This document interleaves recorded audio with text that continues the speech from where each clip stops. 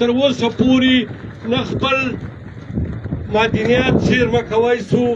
نه خپل وطن زیرمه کوی سو، نه خپل کوشنیان زیرمه کوی سو، نه خپل ځوانان د ګولۍ راګرځوی سو. لویه وجه دا ده چې دا دومره لوی پښتون، دا دومره لوی وطن، دا دومره وسایل او دا دومره لوی دشمن لکه پنجابی جهاز هم لري، ټینک هم لري، توپک هم لري، فوج هم په لاس کې دی، تجارت هم په لاس کې دی، سفارتخانې هم په لاس کې دي. نن راولاړ شوی دی ستا معدنیات دی پر ټرمپ خرڅوي، نن راولاړ شوی دی دی ستا جغرافیه په چاینا خرڅوي. د ده ډالر په کار دي، دی دا داسې وزني لکه موږ ته چې پخوا داسې حضور په ښکار کوي. موږ ته هغو ته هېڅ اهمیت نه لرو، خو یوه خبره ده چې موږ ته چې کوم کار کول پکار وو، موږ ته یې هغه څلور کاله 10 کاله ضایع کړه. موږ ته یې خپل د اتفاق خبره، خپل د احتیاط خبره یوې کوڅې ته یوه پښتون ته نه ورسوله. موږ ته یې ډېر په معمولي شیانو خوشحاله کېږو، هغه سینیټر دی، هغه ایم پي ای دی، هغه ایم ایل ای دی، هغه بیا ستا کار نه کوي، هغه د دښمن ملګری شي، د دښمن توپک ستا ته راسم کړي او دا درته وایي چې صبر کوه، صبر کوه، صبر کوه. نو کم قومونه چې بیریږي، کم قومونه چې دروغ وایي، کم قومونه چې خرڅېږي، هغه پر ټولې ښایسته وطن باندې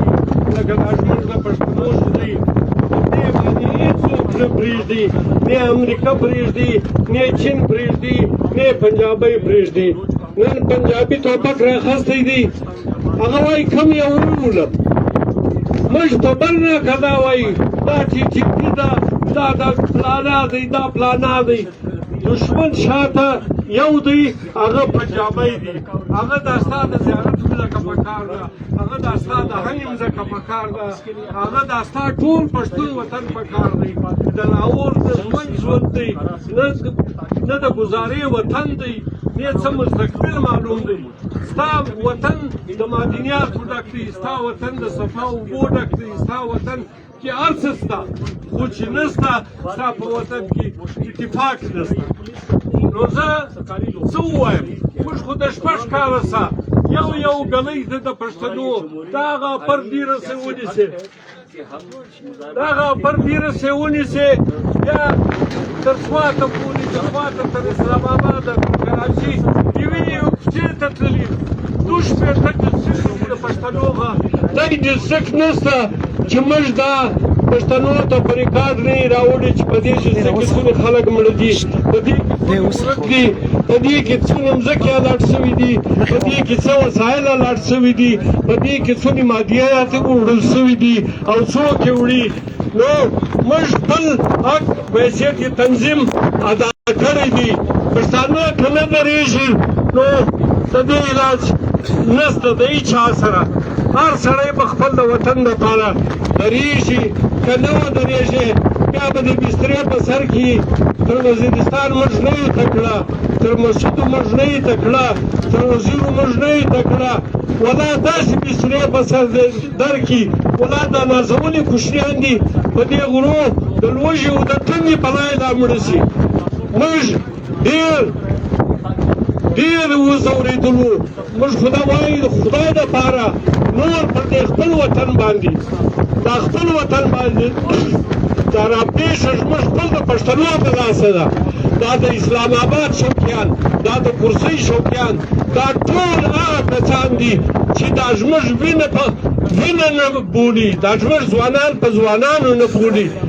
د خدای بار دی اول باید چې موږ وایي د یو سړي چرګه ورکه شوله، ساره زامن وراله چې بابا چرګه ورکه ده،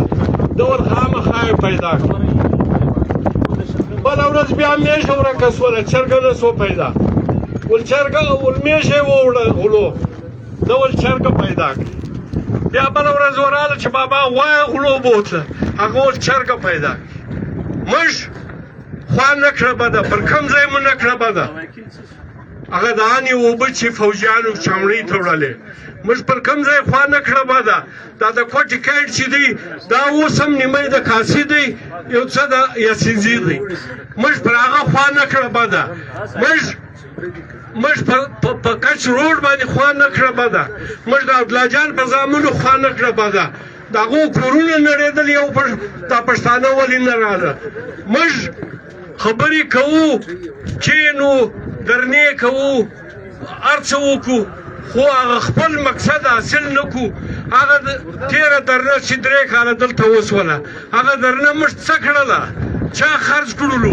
ولې خرڅ کړلو باید چې اول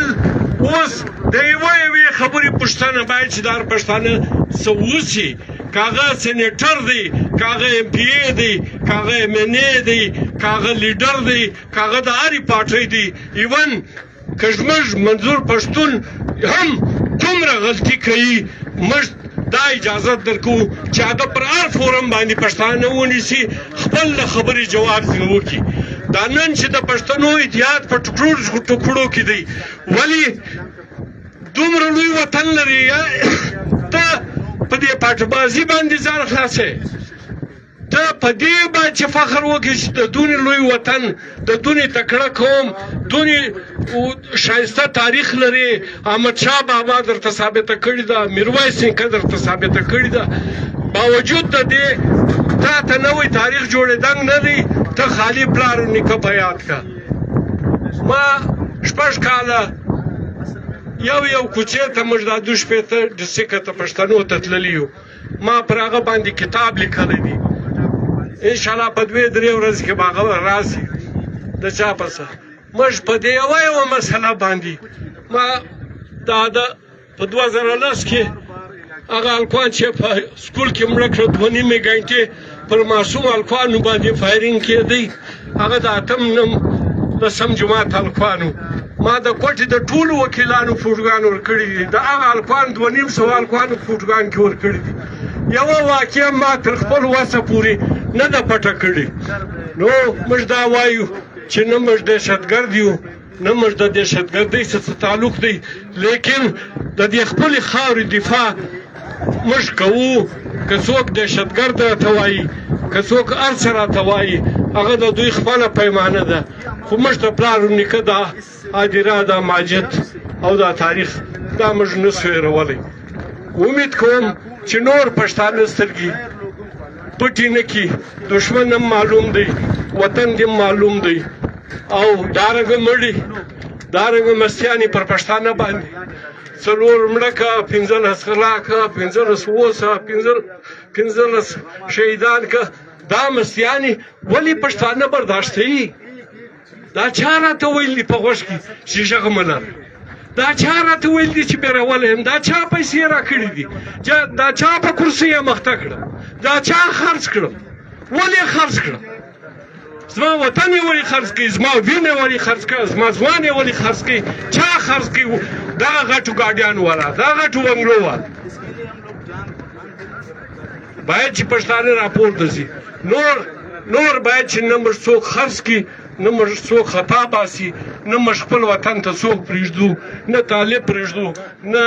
نه فوجي پرېږدو نه موږ پر دې فوجیانو بروسه ده دې فوجیانو د کوټې چاوړۍ قبضه کړې ده دونې لویه غلا یې کړې ده یوه پښتانه ګوته نه ده ورته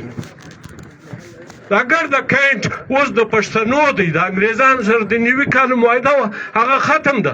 هغه چاوړۍ کې زموږ پښتانه یو ډاکټر ما